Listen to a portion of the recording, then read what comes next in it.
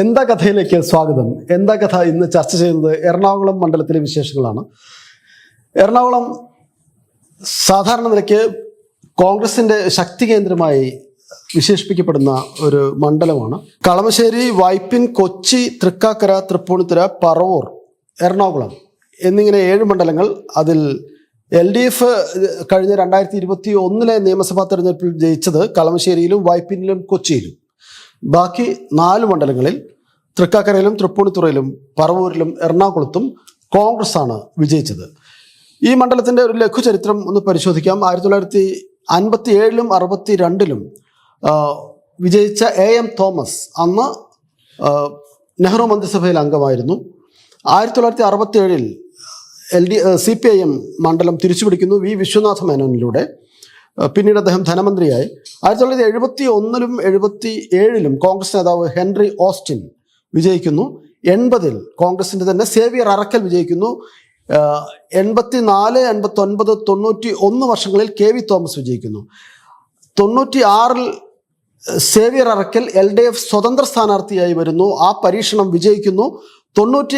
തൊട്ടടുത്ത വർഷം സേവിയർ അറക്കൽ അന്തരിക്കുമ്പോൾ നടക്കുന്ന ഉപതെരഞ്ഞെടുപ്പിൽ 97-ൽ സെബാസ്റ്റ്യൻ പോൾ, മാധ്യമപ്രവർത്തകനായ സെബാസ്റ്റ്യൻ പോൾ വിജയിക്കുന്നു. 98-ലും 99-ലും ജോർജ് ഈഡൻ, അവിടെ കോൺഗ്രസിൻ്റെ നേതാവ്, അവിടെ വിജയിക്കുന്നു. 2003-ൽ ജോർജ് ഈഡൻ്റെ മരണശേഷം നടക്കുന്ന ഉപതെരഞ്ഞെടുപ്പ് വളരെ ശ്രദ്ധേയമായ ഒരു ഉപതെരഞ്ഞെടുപ്പായിരുന്നു. കരുണാകരൻ വിമതപക്ഷത്ത് കോൺഗ്രസിൽ നിന്ന് പിണങ്ങിപ്പിരിഞ്ഞ ആ ഒരു ഘട്ടത്തിലായിരുന്നു ആ തെരഞ്ഞെടുപ്പ്. അന്ന് 2004-ലെ ഉപതെരഞ്ഞെടുപ്പിൽ സെബാസ്റ്റ്യൻ പോൾ ടെലിവിഷൻ ചിഹ്നത്തിൽ മത്സരിക്കുകയും എല്ലാവരും ടെലിവിഷൻ കാണുമല്ലോ എന്ന കരുണാകരൻ്റെ പ്രസ്താവന വലിയ ഇമ്പാക്റ്റ് ഉണ്ടാക്കുന്നു. ആ മണ്ഡലത്തിൽ സെബാസ്റ്റ്യൻ പോൾ വിജയിക്കുന്നു. പിന്നീട് 2009, 2014 വർഷങ്ങളിൽ KV തോമസ്, അദ്ദേഹം ഇപ്പോൾ CPM-നൊപ്പമാണ്. 2019-ൽ മുൻ MP ജോർജ് ഈഡൻ്റെ മകൻ ഹൈബി ഈഡൻ, അദ്ദേഹം MLA ആയിരുന്നു. MLA സ്ഥാനം രാജിവെച്ച ശേഷം ലോക്സഭയിലേക്ക് മത്സരിക്കുന്നു. 2021-ലെ തെരഞ്ഞെടുപ്പ് പ്രകാരം, നിയമസഭാ തെരഞ്ഞെടുപ്പിലെ കണക്കുകൾ പ്രകാരം 90,000-ലധികം വോട്ട് UDF-നുള്ള മണ്ഡലം. പ്രാഥമിക വിലയിരുത്തലിൽ UDF-ന്റെ ശക്തി കേന്ദ്രം എന്ന് പറയാം. UDF-നൊരു അനായാസ വിജയം നേടും എന്ന് അവർ അവകാശപ്പെടുകയും ചെയ്യുന്നു. പക്ഷേ അവിടെ വന്ന LDF സ്ഥാനാർത്ഥി, ഒരു വനിതാ സ്ഥാനാർത്ഥി, ചുറുചുറുക്കുള്ള ഒരു അധ്യാപിക, അവർ വരുന്നതോടുകൂടി അവിടെ അവർക്ക് കളം പിടിക്കാനായി എന്ന് തന്നെയാണ് മാധ്യമ വാർത്തകൾ. ഷൈൻ ടീച്ചർ എന്ന LDF സ്ഥാനാർത്ഥി. ദിലീപ് നേരത്തെ ദേശാഭിമാനിയുടെ എറണാകുളം ബ്യൂറോ ചീഫായിരുന്നു. ദിലീപിന് അറിയാം എറണാകുളത്തെ ഒരു രാഷ്ട്രീയ സാഹചര്യം. ടീച്ചറുടെ ഒരു വരവോടുകൂടി എന്താണ് അവിടെ ഉണ്ടാകുന്നൊരു മാറ്റം? അല്ല, സൈത്ത് പറഞ്ഞതുപോലെ തന്നെ എറണാകുളം UDF-ന്റെ ഒരു ശക്തി കേന്ദ്രം തന്നെയാണ്, അതിൽ തർക്കമൊന്നും വേണ്ട. പക്ഷേ ഒരു അപ്രതീക്ഷിത സ്ഥാനാർത്ഥിത്വത്തിലൂടെ നമുക്ക് ആ UDF കേന്ദ്രത്തെ ഞെട്ടിക്കാൻ കഴിഞ്ഞു എന്നുള്ളത് സത്യമാണ്. LDF-ന്റെ രാഷ്ട്രീയം, ഒരു പുതിയ സ്ഥാനാർത്ഥിയാണ് അവർ ടീച്ചറാണ്, KSTയുടെ ജില്ലാ പ്രസിഡന്റായിരുന്നു. അങ്ങനെ മണ്ഡലത്തിലെ ഈ പറയുന്ന പോലെ ഒരു അപരിചിതയൊന്നുമല്ല, നല്ല ബന്ധമുള്ളതാണ്. അവർ KSTയുടെ ജില്ലാ പ്രസിഡന്റ് എന്ന രീതിയിൽ നിറഞ്ഞു നിന്ന് പ്രവർത്തിച്ചിട്ടുള്ളതാണ്. എനിക്കറിയാം, ഞാൻ ഉണ്ടാ സമയത്ത് അവർ ഉണ്ടായിരുന്നു. അപ്പോൾ ഈ സ്ഥാനാർത്ഥി പക്ഷേ കൃത്യമായ രാഷ്ട്രീയം, ആ LDF-ന്റെ രാഷ്ട്രീയം ഈ തെരഞ്ഞെടുപ്പ് ഉയർത്തുന്ന രാഷ്ട്രീയം എന്തെന്ന് ജനങ്ങളിലേക്ക് എത്തിക്കാൻ ആ സ്ഥാനാർത്ഥിക്ക് കഴിഞ്ഞിട്ടുണ്ടോ എന്നുള്ളതാണ് ഏറ്റവും വലിയ വിജയം. നമ്മൾ ഈ നേരത്തെ പറഞ്ഞ പോലെ ഈ പൊതുരാഷ്ട്രീയത്തിനുപരി എറണാകുളം നിർണ്ണയിക്കുക വികസനം തന്നെയാണ്. വികസന പ്രശ്നങ്ങളാണ് എറണാകുളത്തെ ഗതി നിർണ്ണയിക്കുന്നത്. അത് പക്ഷെ എനിക്ക് തോന്നുന്നു LDF-ന് ഇപ്പോൾ കുറച്ച് എന്താ പറയുക, അപ്പർ ഹാൻഡ് നൽകിയിട്ടുണ്ട്. ആ വികസന പ്രശ്നങ്ങൾ അതിന് എടുത്തിട്ടുള്ള മുൻ MP അല്ലെങ്കിൽ നിലവിലുള്ള MP എടുത്തിട്ടുള്ള സമീപനം, നമ്മുടെ നിലപാട്, ഇത് നമുക്ക് അപ്പർ ഹാൻഡ് നൽകിയിട്ടുണ്ട്. ഒന്ന്, IT മേഖല, തൃക്കാക്കര ഉൾപ്പെടുന്ന മേഖലയാണ്. അപ്പോൾ IT രംഗം ഇപ്പോൾ നമുക്കറിയാം, ഇപ്പോൾ ഈ കഴിഞ്ഞ ദിവസം ഉണ്ടായിരുന്ന വിവാദം, ബാംഗ്ലൂർ വളരെ വരൾച്ചയാണ്, കുടിവെള്ളം പോലും സൂക്ഷിച്ചുപയോഗിക്കേണ്ട അല്ലെങ്കിൽ പിഴയിടുന്ന ഒരു രീതിയിലേക്ക് കർണാടക മാറിക്കൊണ്ടിരിക്കുന്നു, അല്ലെങ്കിൽ ബാംഗ്ലൂർ മാറിക്കൊണ്ടിരിക്കുന്നു. IT മേഖലയ്ക്ക് അവിടെ നിന്ന് പ്രവർത്തിക്കാൻ പോലും പറ്റാത്ത സ്ഥിതി. ആ ഘട്ടത്തിൽ കേരളം മറ്റൊരു ഡെസ്റ്റിനേഷനാണ് അവരുടെ. കേരളത്തിന് വളരാനുള്ള വളരെ സാധ്യത ഉണ്ടായിരുന്ന സ്ഥലമാണ്. അവിടെ ഈ പറയുന്ന രീതിയിൽ കേരളത്തിലെ നമ്മുടെ IT ഇൻഫോ പാർക്കിന്റെ അങ്ങോട്ട് ഒരു കുടിവെള്ള പദ്ധതിക്ക് നമ്മൾ സംസ്ഥാന സർക്കാർ പ്ലാൻ ചെയ്യുകയുണ്ടായി. പൈപ്പിട്ട് വന്ന ആ പദ്ധതി UDFന്റെ MLA-മാരും MP അടക്കം നിന്ന് അവിടെ തടസ്സപ്പെടുത്തിപ്പെട്ടിരിക്കുക. അത് ജനങ്ങളിൽ ഭയങ്കര ആകർഷണം ഉണ്ടാക്കിയിട്ടുണ്ട്. രണ്ടാമത്തെ വിഷയം, ഒന്ന് കാക്കനാട് ഈ പറയുന്ന IT മേഖലയ്ക്കുള്ള ഒരു മെട്രോ രണ്ടാം ഘട്ടം, കൊച്ചി മെട്രോയുടെ 2ാം ഘട്ടം, അത് കേന്ദ്ര ഗവൺമെന്റ് പിടിച്ചു വെച്ചത് 3 വർഷമാണ്. നമ്മൾ പദ്ധതി തയ്യാറാക്കി കേന്ദ്രത്തിന് അവതരിപ്പിച്ചിട്ട് 3 വർഷം പിടിച്ചു വെച്ചു. ഈ പറയുന്ന എറണാകുളത്തിന്റെ MP ഒരു തവണ പോലും ഈ ഒരു കാര്യം പരാമർശിച്ചിട്ട് പോലുമില്ല പാർലമെന്റിൽ. അതേസമയം തന്നെ സിൽവർ ലൈൻ മുടക്കാൻ വേണ്ടി 7 തവണയാണ് പാർലമെന്റിൽ എഴുന്നേറ്റ് സംസാരിച്ചത്. ഇത് ജനങ്ങൾ കാണുന്നുണ്ട്. രാഷ്ട്രീയം അവർ ഉയർത്തുന്ന രാഷ്ട്രീയം വികസന വിരുദ്ധ രാഷ്ട്രീയമാണെന്ന് ജനങ്ങൾ കാണുന്നുണ്ട്. അത് വോട്ടിങ്ങിൽ പ്രതിഫലിച്ചാൽ അത് ഷൈൻ ടീച്ചറിന് വളരെ മെച്ചം തന്നെയായിരിക്കും. ഈ ജോബൻസ്, എറണാകുളത്തിന്റെ തീരമേഖലകളിൽ ക്രിസ്ത്യൻ മതന്യൂനപക്ഷത്തോടൊപ്പം മുസ്ലിങ്ങളും ധാരാളമായിട്ടുണ്ട്. ഈ ഇപ്പോഴത്തെ ദേശീയ രാഷ്ട്രീയത്തിൽ നടക്കുന്ന CAA ഉൾപ്പെടെയുള്ള വിഷയങ്ങൾ, അല്ലെങ്കിൽ മണിപ്പൂർ ഉൾപ്പെടെ ഈ ഉള്ള വിഷയങ്ങൾ ഈ ക്രിസ്ത്യൻ മേഖലയെയും മുസ്ലിം വോട്ടർമാരെയും സ്വാധീനിക്കാനിടയുണ്ടോ? ആ ഒരു വികസന, ഇപ്പം ദിലീപ് പറഞ്ഞ വികസന കാര്യങ്ങളാണ് കാണും മേൽക്കൈ എങ്കിൽ പോലും അത്തരം ആ സംഭവങ്ങൾ കൂടി ഇതിലൊരു വിഷയമാവുന്നില്ലേ? തീർച്ചയായിട്ടും അത് വിഷയമായിട്ട് വരുമ്പോൾ, കാരണം വെച്ച് കഴിഞ്ഞാൽ തീരദേശ മേഖലയിൽ ഈ പറയുന്ന പോലെ ക്രിസ്ത്യൻ മുസ്ലിം സാന്നിധ്യമുണ്ട്, മുസ്ലിം കമ്മ്യൂണിറ്റിയിൽപ്പെട്ട ആളുകളുണ്ട്. അവരെ സംബന്ധിച്ച് പലപ്പോഴും രൂപതകൾ ഈ വിഷയങ്ങൾ പലപ്പോഴും ഉന്നയിച്ചിട്ടുണ്ട്. ഈ BJP ഗവൺമെൻറ്റിൻ്റെ ഭാഗത്തു നിന്നുണ്ടാകുന്ന സമീപനങ്ങളെ സംബന്ധിച്ച്, ക്രൈസ്തവ വേട്ട, രാജ്യത്തെമ്പാടും നടക്കുന്ന ക്രൈസ്തവ വേട്ടയെ സംബന്ധിച്ച് ആശങ്കകൾ പലപ്പോഴും പങ്കുവച്ചിട്ടുണ്ട്. അപ്പോൾ ഇത്തരം വിഷയങ്ങളിൽ പിന്നെ കേരളത്തിൽ നമ്മുടെ സർക്കാർ ഇത്തരം വിഷയങ്ങളോട് കാണിക്കുന്ന, അല്ലെങ്കിൽ പാർട്ടി എന്നുള്ള നിലയിൽ എടുക്കുന്ന സമീപനങ്ങൾ, പ്രത്യേകിച്ച് CAA വിഷയത്തിലും അതുപോലെ തന്നെ മണിപ്പൂർ, ഈ വിഷയങ്ങളിലെല്ലാം ഉള്ള ഒരു നമ്മുടെ സർക്കാരിൻ്റെയും അതുപോലെ തന്നെ ഈ പാർട്ടിയുടെയും ഇടതുപക്ഷത്തിൻ്റെയും സമീപനങ്ങളിൽ വളരെ അത് തീർച്ചയായിട്ടും അവിടെ ചർച്ച ചെയ്യപ്പെടുന്ന ഒരു സംഗതിയാണ്. പക്ഷേ ദിലീപിനെ പറഞ്ഞ പോലെ കുറച്ചുകൂടെ ഈ വികസനത്തിൻ്റെ കാര്യത്തിൽ ഈ പറയുന്ന പോലെ സജീവമായിട്ടുള്ള ചർച്ചയുണ്ട്. വികസനത്തോട് അനുദിനം ഒരു പക്ഷേ നഗരവൽക്കരിക്കപ്പെടുന്ന, കൂടുതൽ നഗരീകരിക്കപ്പെടുന്ന ഒരു ലോകോത്തര നിലവാരത്തിലേക്ക് എത്തുന്ന ഒരു നഗരമാണ്, മഹാനഗരമാണ്. പക്ഷെ അതിൻ്റെ ഒരു ഭാവിയെ മുന്നിൽ കണ്ടുള്ള ഒരു വീക്ഷണം MP-യുടെ ഭാഗത്തുനിന്ന് ഉണ്ടാകുന്നില്ല, ഇടപെടൽ ഉണ്ടാകുന്നില്ല എന്നുള്ളത് വളരെ പിന്നെ ഒരു വലിയ ചർച്ച അവിടെ നിലവിലുണ്ട്.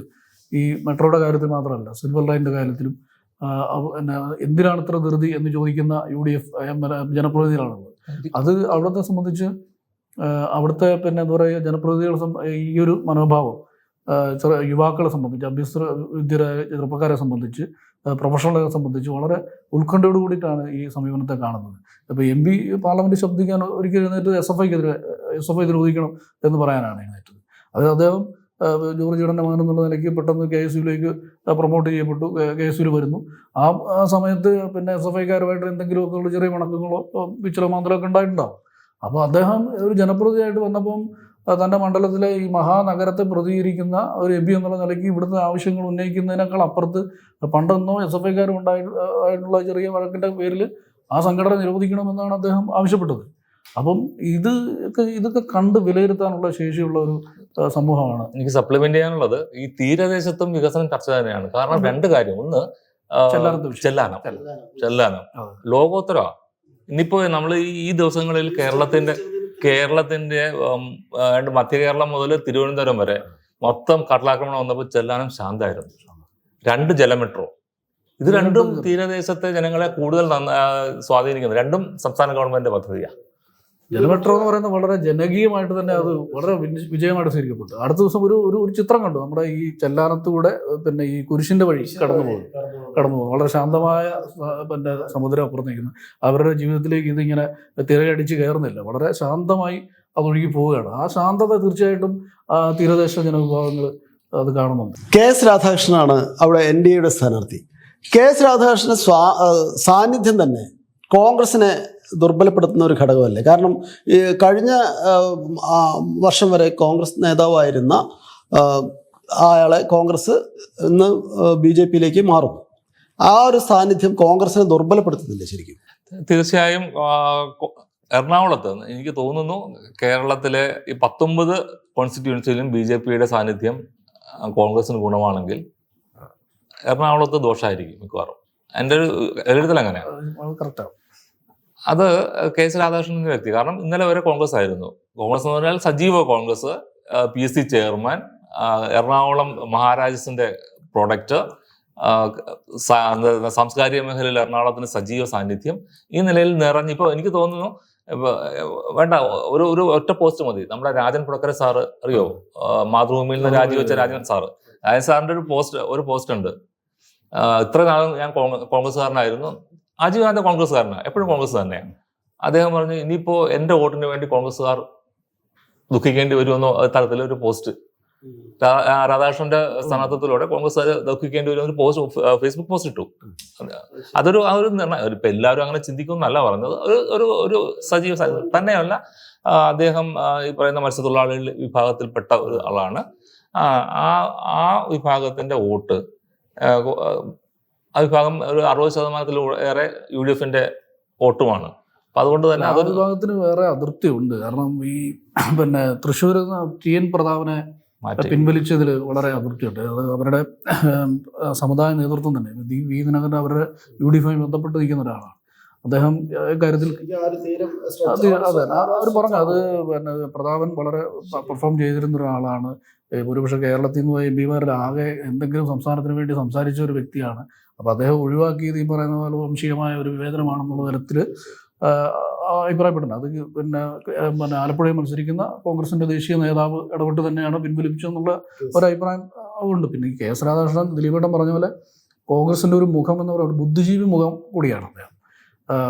കോൺഗ്രസിന് ഒരുപക്ഷെ ഒരു പഠന സ്കൂൾ ഉണ്ടാക്കിയിട്ടുണ്ട്. കോൺഗ്രസിനെ എന്താണെന്നുള്ള പഠിപ്പിക്കാൻ വേണ്ടി വളരെ അപൂർവമായിട്ട് ഒരുപക്ഷെ കേരളത്തിൽ രാജ്യത്ത് തന്നെ ഉണ്ടാക്കിയിട്ടുണ്ടാവില്ല. അപ്പോൾ അങ്ങനെ ഒരു സംവിധാനം അവർ അനൗദ്യോഗികമായിട്ട് അവിടെ ഉണ്ടായിരുന്നു. അത് പഠിപ്പിച്ചു കൊടുത്തിരുന്ന ആളാണ്. എന്താണ് ഗാന്ധിയൻ ഇസം. അദ്ദേഹം വളരെ ഫിലോസഫിക്കലായിട്ട് ഫിലോസഫി അധ്യാപകനായിരുന്നു, VC ആയിരുന്നല്ലോ പുള്ളി. അപ്പോൾ അത് ചെറുപ്പക്കാർ പഠിപ്പിച്ചുകൊണ്ടിരുന്ന സാംസ്കാരിക മേഖലയിലൊക്കെ കൂടുതൽ ഈ കോൺഗ്രസിലെ പുതിയ യൂത്ത് കോൺഗ്രസ്സുകാരും KSUകാരൊക്കെ പഠിപ്പിച്ചിരുന്ന ആളാണ്. അപ്പോൾ അങ്ങനെ വലിയ ബന്ധങ്ങളുള്ള ആഴത്തിലുള്ള ബന്ധങ്ങൾ അതും പോരായിട്ട് പത്മജയുടെ ഒരു ചാട്ടവും അപ്പുറത്തേക്കുള്ള പൂക്കം കൊടുക്കുന്നതാണ്. കാരണം ലീഡറുടെ ഒരു പ്രധാനപ്പെട്ട കർമ്മ മേഖലയായിരുന്നു. ഒരു TV കാണണം എന്ന് പറഞ്ഞ ഒരു തെരഞ്ഞെടുപ്പിന്റെ ഒരു ഗതി തന്നെ മാറ്റിമറിച്ച സ്വാധീനമുള്ള ആളാണ് ലീഡറുടെ ഇപ്പോഴും അണികൾ അവിടെ ഉണ്ട്. അപ്പോൾ പത്മജയെ ചീത്ത വിളിച്ച് യൂത്ത് കോൺഗ്രസ്സുകാരനൊക്കെ വോട്ട് നേടി വരുമ്പോൾ അത് വളരെ നിരുത്തരവാദപരമായിട്ടാണ് വിഷയങ്ങളൊക്കെ കോൺഗ്രസ് കൈകാര്യം ചെയ്യുന്നത്. ഇത് അടിത്തട്ടിൽ എന്താണ് സംഭവിക്കുന്നത്, അത് സമൂഹത്തിന്റെ ഒരു സെക്യുലർ ഒരു ഇതിനെ എങ്ങനെ ബാധിക്കുമെന്നൊന്നും ഇവർ ചിന്തിക്കുന്നില്ല. ഏതായാലും കോൺഗ്രസിന്റെ ഉറച്ച സീറ്റ് എന്ന് അവർ അവകാശപ്പെടുന്ന എറണാകുളം മണ്ഡലം ഒരു പുതിയൊരു മാറ്റത്തിലേക്ക് കടക്കുകയാണ് എന്നുള്ള ഒരു വിശകലനമാണ് ഈ ചർച്ചയിൽ നിന്ന് രൂപപ്പെട്ടു വരുന്നത്. കാരണം തികഞ്ഞ രാഷ്ട്രീയം പറയുന്ന ഒരു LDF സ്ഥാനാർത്ഥി വളരെ ശക്തമായി തന്നെ LDFന്റെ നിലപാടുകൾ പറയുന്നു. അതേസമയം UDFന്റെ ദൗർബല്യങ്ങളെ എടുത്തു കാട്ടാനും അവർക്ക് സാധിക്കുന്നുണ്ട്. സമൂഹ മാധ്യമങ്ങളിലും പരമ്പരാഗത മാധ്യമങ്ങളിലുമൊക്കെ ആ സ്ഥാനാർത്ഥി നിറഞ്ഞു നിൽക്കുന്നു. എറണാകുളത്തിൻ്റെ ഒരു പ്രത്യേക സാഹചര്യത്തിൽ എറണാകുളത്ത് മത്സരം കടുക്കുന്ന ഒരു ഘട്ടത്തിലേക്ക് നീങ്ങുകയാണ്. എന്താ കഥ ശ്രവിച്ച എല്ലാവർക്കും വളരെയധികം നന്ദി.